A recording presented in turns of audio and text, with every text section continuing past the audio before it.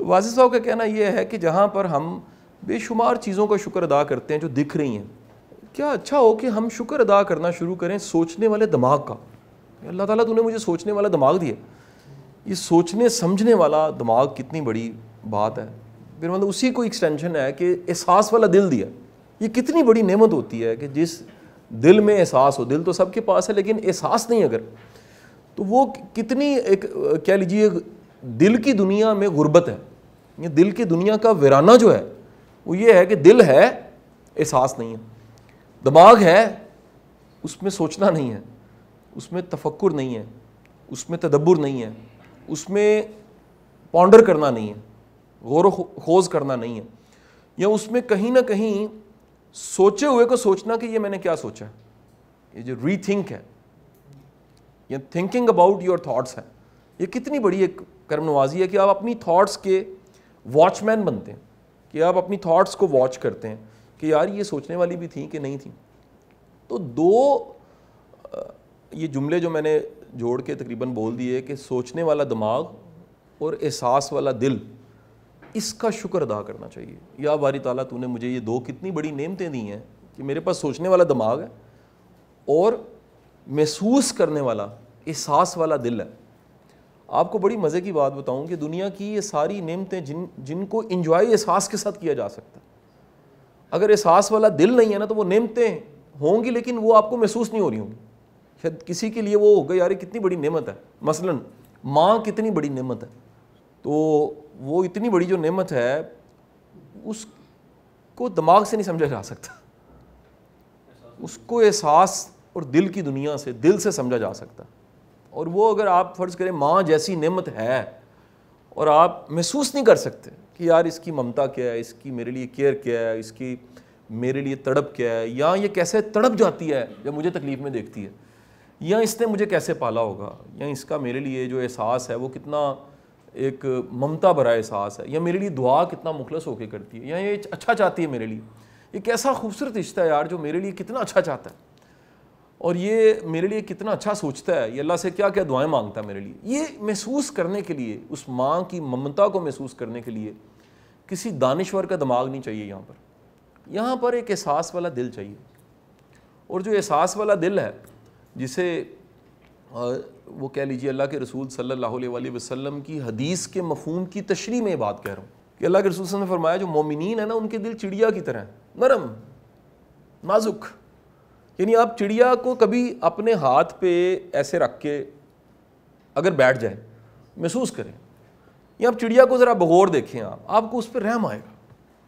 آپ کو ایک اس کی جو سادگی ہے، اس کی کہہ لیجئے معصومیت ہے، وہ آپ کے اندر بھر جائے گی کہ یار یہ کتنی معصوم ہے اور چھوٹی سی چون سے یہ دانہ اکٹھا کرتی ہے، پھر گھونسلہ بناتی ہے، پھر اپنے انڈوں کو کیسے سینچتی ہے، پھر وہ اپنے بچوں کو کیسے پالتی ہے. وہ بالکل چڑیا کا دل جیسے معصوم ہوتا ہے. مومنین کے جو دل ہیں وہ ایسے نرم دل ہیں. تو یہ احساس والا دل، اس سے کتنا کچھ محسوس کیا جا سکتا ہے. وہ کتنا کچھ دیکھنے کے باوجود محسوس نہیں ہو رہا ہوتا. آنکھ دیکھ رہی ہوتی ہے، ماں کو آنکھ سے دیکھیں تو ماں ہے، لیکن دل سے دیکھیں تو پھر احساس محسوس ہوتا ہے. وہ ایک احساس ہے جس کو محسوس کرنے کے لیے دل چاہیے، اور دل نہیں ہے تو آنکھ سے دیکھا بھی تو کیا دیکھا. ٹھیک ہے جی. اس طرح میں یہ کہتا ہوں کہ اگر آپ کا کسی کے ساتھ ادب کا ریلیشن نہیں ہے تو اس کی اچھی بات بھی سمجھ نہیں آتی. ادب کے ریلیشن کے بغیر دنیا کی بہترین بات بھی کوئی کر رہا ہے نا، اور آپ کا اس سے ادب کا ریلیشن نہیں ہے، ایک احترام کا، ایک محبت کا ریلیشن نہیں ہے، تو پھر یاد رکھیے گا اس کی قیمتی ترین بات بھی آپ کے کام نہیں آئے گی. کیوں نہیں آئے گی قیمتی ترین بات؟ کیونکہ آپ کے پاس وہ ادب نہیں ہے.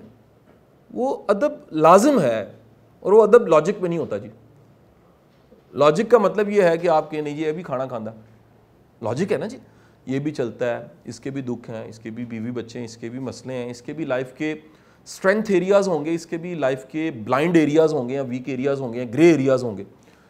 یہ بھی روتا ہے، یہ بھی مانگتا ہے اللہ سے، یہ بھی درد محسوس کرتا ہے، اس کے اندر بھی کوئی خواہش نام کی چیز ہوگی، اس کے اندر بھی کوئی تمنا نام کی چیز ہوگی، یہ بھی کسی کمپٹیشن میں ضرور ہوگا، یہ بھی کچھ کمارا ہوگا، یہ بھی انہی جنبیلوں میں پڑا ہوگا جس میں یہ لاجک ہے.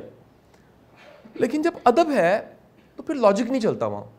آپ اپنے ادب کی بنیاد پہ لاجک کو خاموش کر دیتے ہیں, ختم نہیں ہوتا, لاجک رہتا ہے. جیسے ابا جی پہ لاجک نہیں لگایا جا سکتا. آپ لاجک کیسے لگائیں گے جناب؟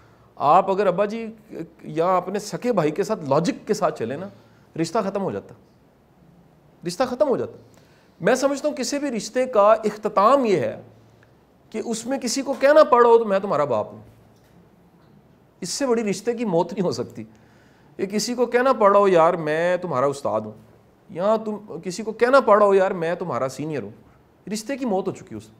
کیونکہ آپ نے لاجک سے اگر اس کو چلایا تو لاجک ہمیشہ, کیونکہ آپ کلاسوں میں میرے ساتھ پڑھ چکے ہیں اور پچھلی کلاسیں لکیلی اپلوڈ ہو چکی ہیں, تقریباً 90% اپلوڈ ہو چکی ہیں. تو میں ہمیشہ کہتا ہوں کہ دماغ کا, مائنڈ کا, سوچنے والے دماغ کا سب سے بہترین اظہار جو ہے نا وہ کیلکولیشن, میئرمنٹ اور کمپیریزن ہے. اور اس کیلکولیشن, کمپٹیشن اور کمپیریزن سے, تینوں سی سے ہیں, تینوں سی جو ہے نا وہ ایک نئی چیز پیدا کرتے ہیں. وہ ایک مقابلہ شروع کر دیتے ہیں آگے ہونے کا, پیچھے ہونے کا. میں کتنا آگے ہوں, کمپیریزن, کمپٹیشن, ایک کرٹیکل تھنکنگ. وہ بندہ کہتا ہے میں کہاں کھڑا ہوں اور یہ کہاں ہے. محبت والا دل جو ہے نا وہ مقابلہ نہیں کرتا. احساس والا دل وہ ہارتا ہے کیونکہ اسے پتہ ہے میری ہار جو ہے نا وہ میری جیت ہے.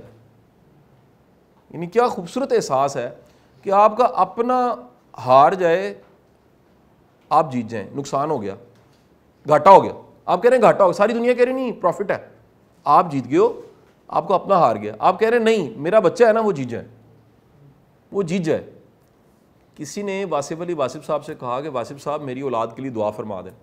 آپ نے بڑا خوبصورت جواب دیا. آپ نے فرمایا میں دعا کرتا ہوں اللہ تمہاری اولاد تم سے آگے نکل جائے.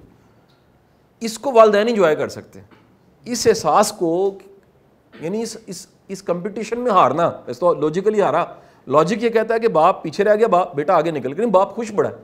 کیوں خوش ہے؟ کیونکہ یہاں پر جس چیز نے خوشی محسوس کیا وہ دماغ نہیں ہے, وہ کیا ہے, وہ دل ہے. تو احساس والا, محسوس کرنے والا دل یہ بہت بڑی نعمت ہے. اگر یہ نہیں نصیب ہوا, اب آپ پھر آگے چلتے ہیں, اس سے آگے سے مراد اور پیچھے جاتے ہیں. ہمیں آگے جانے کے لیے پیچھے جانا پڑتا ہے, کبھی غور کیجیے گا. ہم اور پیچھے جاتے ہیں اور 1400 سال پیچھے چلے جاتے ہیں. اور ایک عربی بدو کہہ رہا ہے اللہ کے رسول صلی اللہ علیہ وسلم سے, فرما رہا ہے کہ آپ بچوں کو پیار کرتے ہیں, آپ بچوں کو پیار کرتے ہیں. تو اللہ کے رسول صلی اللہ علیہ وسلم سے فرما رہے ہیں میں یہاں پر کیا کروں کہ اللہ نے اگر تمہیں محبت نہیں دی, یعنی احساس کرنے والا دل نہیں دیا, اگر تشریح کی جائے یا اس کا اگر مفہوم بیان کیا جائے یا اس کی تشریح کی جائے تو کیا ہے, اگر تمہاری بدقسمتی سے زیادہ اور کیا ہو سکتی ہے کہ تمہیں اللہ نے وہ محسوس کرنے والا دل, یعنی جس کو دیکھ کے دل زندہ ہوتا ہے. بچے کی معصومیت دیکھ کے دل زندہ ہو جاتا ہے. اگر بچے کو دیکھ کے بھی تم میں نرمی نہیں آ رہی, احساس نہیں آ رہا اور تمہارا دل زندہ نہیں ہوا, بدقسمتی ہے, اللہ نے نہیں پھر محبت دی. تو اس لیے وہ جو دو جملے میں نے بولے کہ اللہ کی دو نعمتوں میں سے بہت بڑی نعمت, ایک سوچنے والا دماغ جہاں سوچنا چاہیے, اپنی زندگی کا کرٹیکل انالیسس کرنا چاہیے, اپنی سوچوں کا پہرے دار بننا چاہیے, اپنی زندگی کو ریکال کرنا چاہیے, ریفلیکٹ کرنا چاہیے, اپنی زندگی کے فیصلوں کو ان کا تنقیدی جائزہ لینا چاہیے, اپنی زندگی کے معاملات کو دیکھنا چاہیے یار یہ ٹھیک تھے کہ نہیں تھے. یعنی ایک اچھا انسان اپنا منصف ہوتا ہے, دوسروں پہ مہربان ہوتا ہے. ایک کمزور انسان وہ دوسروں کا منصف بن جاتا ہے اور خود کو پاس کر دیتا ہے. اسی لیے دنیا کے ہر صوفی کا پیغام خود کو ماپنا تھا, اپنے نوکدار کونوں کو ملائم کرنا تھا, اپنے چبھنے والے کونیوں کو اندر کی طرف بینڈ کرنا تھا کہ یار یہ نہ چبھیں کسی کو. اور وائس ورسا, صوفی کے اینٹی چلے جائیں تو وہ کیا ہوگا, وہ ترازو لے کے اگر ہر بندہ پرکھ رہا ہے, جو کہ سماج میں رجحان بڑھ گیا ہے, ہر بندہ پرکھ رہا ہے یہ بخشا جائے گا, یہ ٹھیک نہیں ہے, یہ ٹھیک ہے, یہ صحیح نہیں ہے, یہ مجھے ٹھیک نہیں لگ رہا, اس کی نیت مجھے خراب لگ رہی ہے. میں نے چند دن پہلے کہیں تقریر کرتے ہوئے کہا کہ یار میری نظر میں قرآن کے جو بہترین مفسرین ہیں اس میں نے دو نام لیے. میں کہا مجھے یہ سمجھ آئی ہے, اور بھی ہوں گے, میں نے کہا میں کوئی ڈینائی نہیں کر. تو میں نے کہا جی میں سب سے پہلے علامہ محمد اقبال کا نام لوں گا کہ جس خوبصورت انداز سے انہوں نے قرآن کو سمجھا ہے اور پھر اسے بیان کر دیا اپنی شاعری کی شکل میں. اور وہ خود کہتے ہیں کہ میں شاعر نہیں ہوں, لیکن میں نے شاعری کو میڈیم کے طور پہ یوز کیا ہے اس میسج کو پہنچانے کے لیے جو مجھے سمجھ آیا.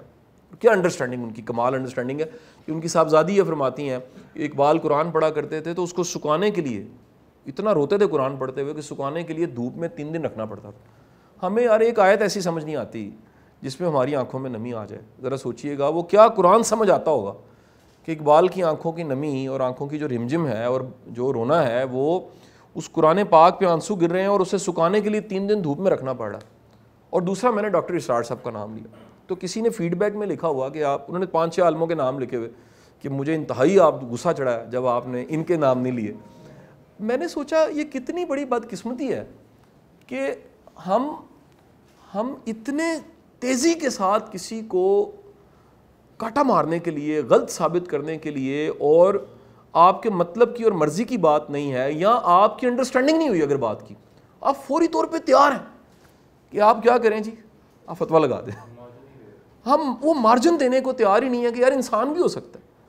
یعنی میں اپنی ٹیم کو بعض اوقات یہ ہوا ہے کہ کچھ لوگوں کو بٹھا کے میں نے کہا کہ خدا کے لیے یار مہربانی فرما کے یہ ذہن میں رکھو میرے میں بھی غلطیاں ہیں, کہیں ایسا نہ ہو کہ تم یہ سمجھ لو کہ میں ایرر لیس ہوں. ہاں میرا کمال یہ تمہارے ہتھے کم لگتی ہیں, پتہ نہیں میرے اپنے ہتھے کتنی میری غلطیاں لگتی ہیں, میں ان کو ٹھیک کرتا رہتا ہوں. پورا دن سوچتا ہوں یار یہ چیز مجھے امپروو کرنی چاہیے, یہ چیز مجھے دوبارہ سوچنی چاہیے. سو 2 چیزیں, احساس والا دل اور سوچنے والا دماغ.